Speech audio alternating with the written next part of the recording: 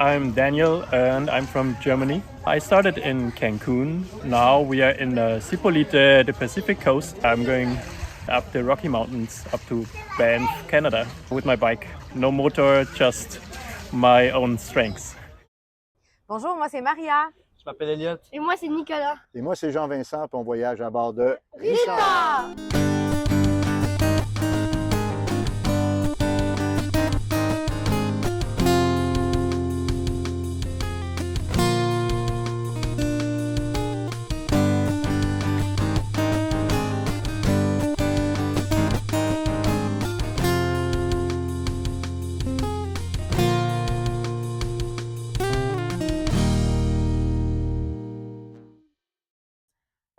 Guten Tag, wie geht's? Gut. So Hi. what's your name? Hi, I'm Daniel from Germany and currently cycling in Mexico. From which city in Germany are you from?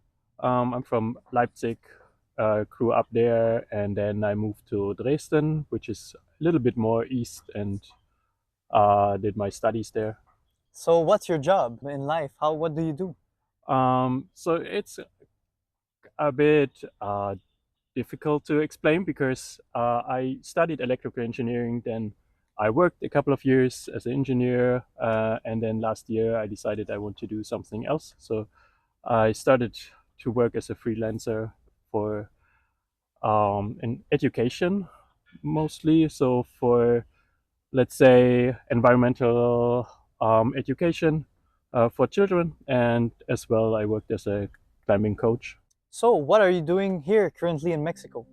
So currently I'm cycling around Mexico, so want to explore the country for like 6 months and then heading up north. So everything on your bike. Yes, everything on the bike, so no cars, no trains, no, I don't know, hitchhiking or whatever, trying to do everything on the bike. And why did you decided to do that kind of trip? Okay, so actually I wanted to go to Canada in the first place, and as my work last year was finishing in autumn, I didn't want to be in Canada for winter, so I was looking at the map and thought, okay, well, where can I start to be in Canada for summer? First I thought, let's go from Panama to Canada because it sounds nice. But then I was like, oh no, I have to rush from like the whole Central America. And so I decided, let's start in Mexico, going to stay there for 6 months and then going north. So I reach Canada in June, July next year. So how many kilometers on your bike do you think you have traveled in total? So here in Mexico, it's around 2,500 kilometers already, and it will be in total to Canada, more or less 12,000 kilometers, I think. But yeah, let's see how it goes. That's a lot. Yeah. And is it your first trip doing that?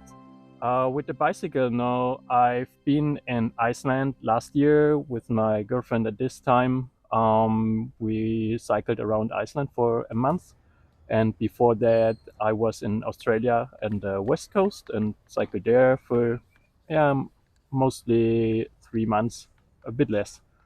So you have a bit of experience before doing that kind of trip. Yeah, and also I did some climbing and cycling trips in Germany, but like this length now, like for nine months and more, I haven't done something like that before.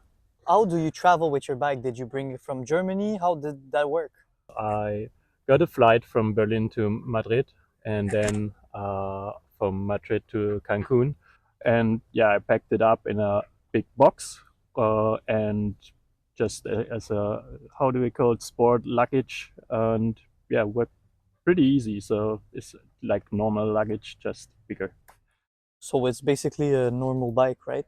Yeah, it's actually an old mountain bike from the, I think, 90s. All So right. it's not like a fancy new gravel bike, just simple and just made it a bit higher so that I sit comfortable, put the racks on at the front, so 2 bags on the front and 2 at the back, and then there will be another here, and then I got this full frame bag and 1 bag at the bar. So you used to use that back in Leipzig, right? So it's Yeah. like it's a regular bike, yeah. Yeah, kind of. It's yeah, okay, I could put some fat tires Yeah. because I'm not I do not want to travel always on tarmac, and I like to go a bit on the gravel roads as Mhm. well, and so yeah, I like a bit bigger tires, and I'm not like trying to be fast. I'm just Yeah, taking going your around. time, right? Yeah, Right. going around and see, explore, and nerd. I don't want to be like as fast as possible. Yeah, I Just get it. should be solid and Taking yeah, your enjoy. time, right? Yeah, Enjoying the exploring. trip.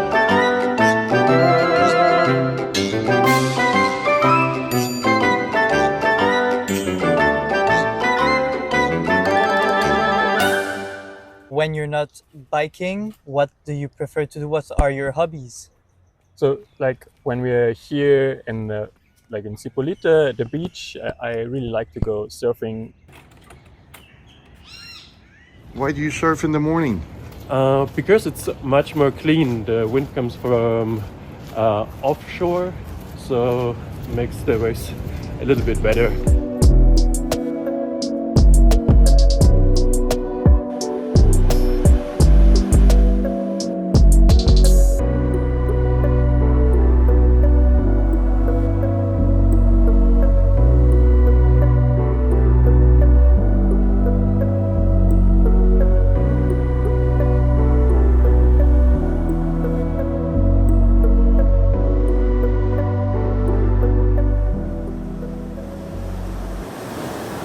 Why do you travel alone? Is it a choice for this trip or? Yeah, so well, what I like about traveling alone is I can just go in my own pace, so I don't have to make compromises. And okay, we have to discuss where we go and when we go, how long we stay. I also really like to meet other people, and I feel like if I'm with someone else, I'm tending to like be with this person, but not going into touch with other people. So this makes it easier for me to get in touch with other people as well. And yeah, also it's not so easy to find someone who's like on the same or who is free for a trip of this length. And yeah, so but yeah, I like to travel alone, and you always meet other travelers on the road, in hostels, campgrounds. Aren't you scared to travel alone? Because sometimes it might like create having someone else can help for some things. Aren't you scared of that? Um, I wouldn't say I'm scared. And so far, Mexico has been so nice. So people have been friendly, and so no. Well, I've been to other countries before, not on a bicycle, but also alone. I've been to some countries in Africa where I was also by myself, and I was all right. And also, I like the how to say this adventure and the experience, like being on your own and just having the skills you have and not rely on someone else. So it feels makes me feel alive. Yeah. And well, of course, you got your tent, but where else can you sleep, or how do you manage to? Do you always go to campgrounds or hostels, or how does that work? I like to wild camp, so Okay, yeah, not being in a like a campground or rural, hostel. yeah, So I like to be in rural areas and just exactly. driving or cycling as long as I want, and then I look for a space to sleep, and can be next to the road, it can be in someone's garden. Sometimes I ask just people who are living there, hey, can I camp in your house or next to your house? And yeah, usually this works pretty well. And how do you manage the food? Of course, you can bring some on your bike, but is it enough to last how many time?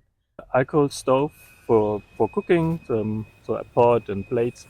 and a plate. And also there are usually many little shops along the road where I just get a water or drinks and some snacks. And otherwise, yeah, I buy rice or pasta, and I cook it myself.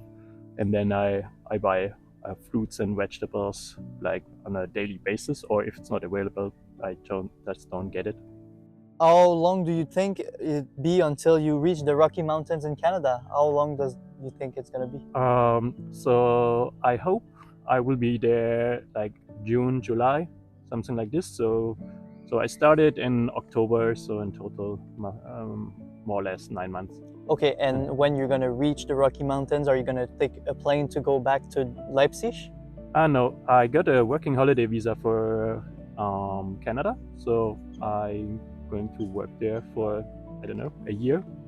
Okay. And yeah, then probably going back or cycling south again. I'm not sure. It's a long time Yeah. since then. And is there a special training to do that kind of trip? Because of course, someone like a regular person couldn't do that only on his bike. Do you do some exercises beforehand? No, actually, I didn't do like specific training for this trip. I'm just usually pretty active. So I used to be a handball player in the past, so in my youth. So was like training 6 times a week, and yeah, and after that I go climbing like almost every day, and yeah, do a lot of sports. So I'm really fit in that case, but I didn't do like specific preparation for this trip.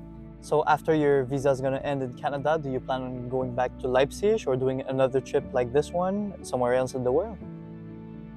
So far, I did not plan any other trip, but you never know what happens. Who knows? Who Yeah. knows?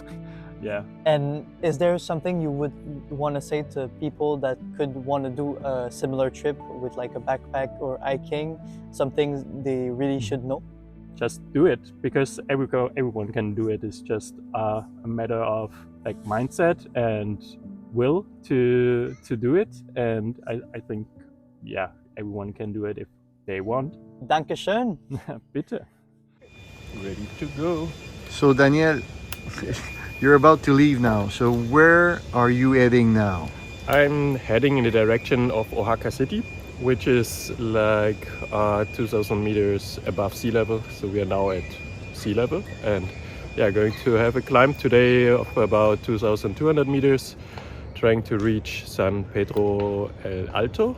And yeah, what's nice, 2,000 meters higher means approximately 10 degrees colder, so probably around 20 degrees instead of 30, so that's nice. So, I wish you good luck, because this is where we broke our transmission.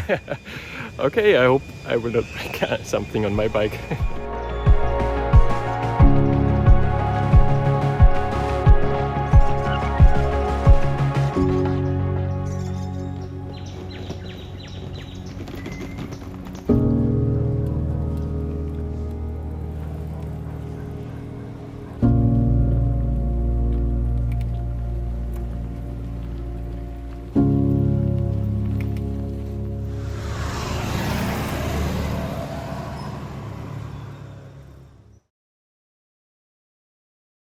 Au moment d'écrire ces lignes, Daniel est à environ 40 km au sud de la ville de Mexico. Il a pédalé plus de 700 km et a gravi plus de 2000 mètres d'altitude en moins d'1 mois. Wow! Bonne chance, Daniel!